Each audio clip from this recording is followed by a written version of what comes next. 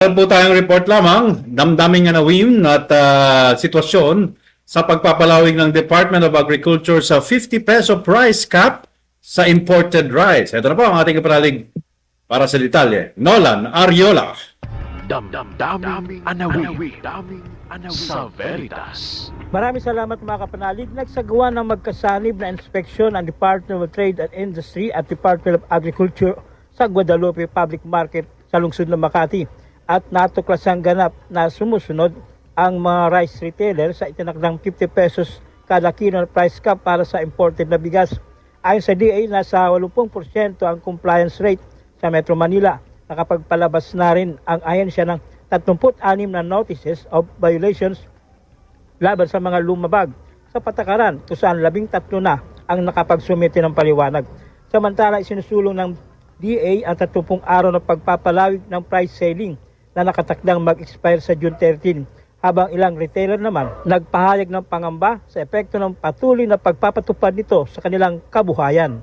We do not want to preempt any decision that will be made by the President, but so far the DA is recommending for the extension of the price cap. But DA is only recommendatory. It will still be up to the NPCC, the National Price Coordinating Council, to recommend to the President. Kasi nga yung kaya kawawa po kami talaga, yung local hindi po natin. Ang inaano po nila talaga yung mas mababa. Kaya lang nga, balos wala po kami tubo sa mababa talaga. Ang price niyo po per half sack is 1,075. 160. Mag-tracking na 40 pesos per bag. Gasolina kami papuntang Bulacan. Mag-Colgate. Pagdating dito, siyempre, stand up ng magpahinante, kahit pa paano.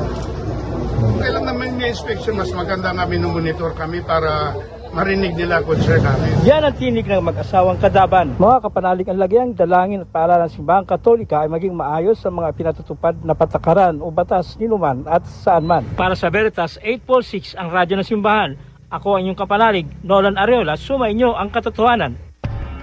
Daming anawi sa Veritas.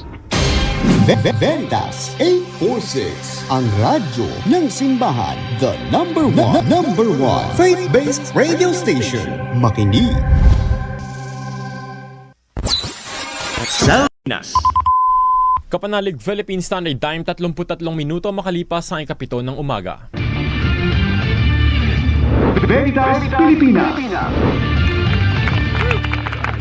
Alright, maraming salamat. Uy, teka muna, magko-comment lang ako. Uy, ano nga, uy.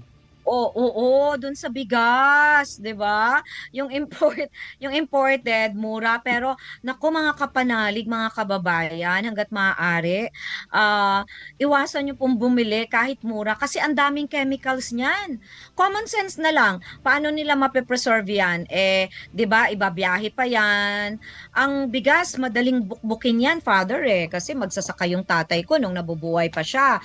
So yung storage niyan talagang yung life shelf, no, kung hindi tinitreat, madali lang. So, delikado rin yan sa ating kalusugan, 'di ba? Kung masyadong maraming chemicals.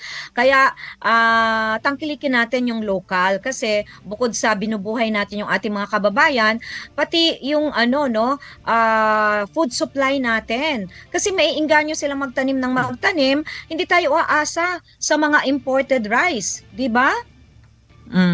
Tama! Opo, sa Tanging Yaman Foundation, direkta na nakikipag, anong tawag dyan? Direkta Anong tawag? nilang kinukuha. Okay.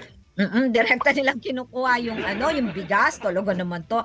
Sa mga kooperatiba natin, si Father Anton, suportado talaga ng simbahan. Tsaka pinangungunahan niya ni Father Anton yung mga kooperatiba natin, yung mga local farmers, tinutulungan.